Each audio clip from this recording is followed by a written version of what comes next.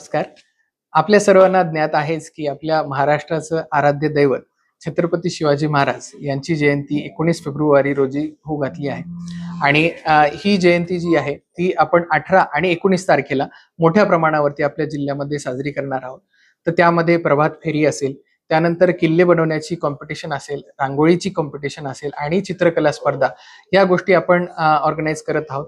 त्यासोबतच आपण छत्रपती शिवाजी महाराज आपले आराध्य दैवत यांचा पूर्ण जीवनपट उलगडा करणारे सांस्कृतिक कार्यक्रम आणि नाट्य हे देखील छत्रपती संभाजीराजे नाट्यगृह येथे आपण आयोजित करणार आहोत.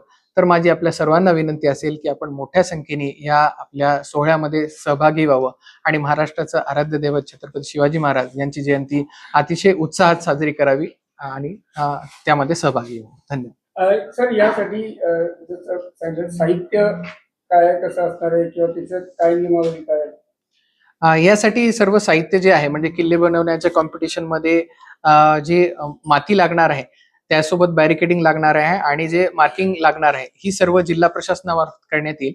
आणि जी आपली चित्रकला स्पर्धा आहे त्यामध्ये देखील कागदाची व्यवस्था जी आहे ती जिल्हा प्रशासनामार्फत करण्यात येईल. किल्ले बनवण्याच्या कॉम्पिटिशन मध्ये बाकी सजावटीचं जे साहित्य लागेल ते स्पर्धकांनी आपल्या स्तरावरती आणणं अपेक्षित आहे. आणि चित्रकला स्पर्धेमध्ये देखील रंगाबाबतची जी व्यवस्था आहे ती स्पर्धकांनी आपल्या स्तरावरती करणं अपेक्षित आहे.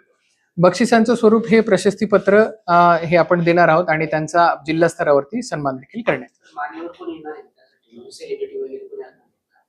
साठी आपण आता सगळ्यांसोबत रीच आउट होत आहोत. जे आपल्याकडे नाट्य स्पर्धेमध्ये उत्कृष्ट प्रावीण्य मिळवलेले लोक असतील आणि इतरही सांस्कृतिक कार्यक्रमामध्ये उत्कृष्ट कामगिरी करणारे सगळे जे लोक असतील त्यांना देखील आपण याच्यामध्ये बोलवणार आहोतच.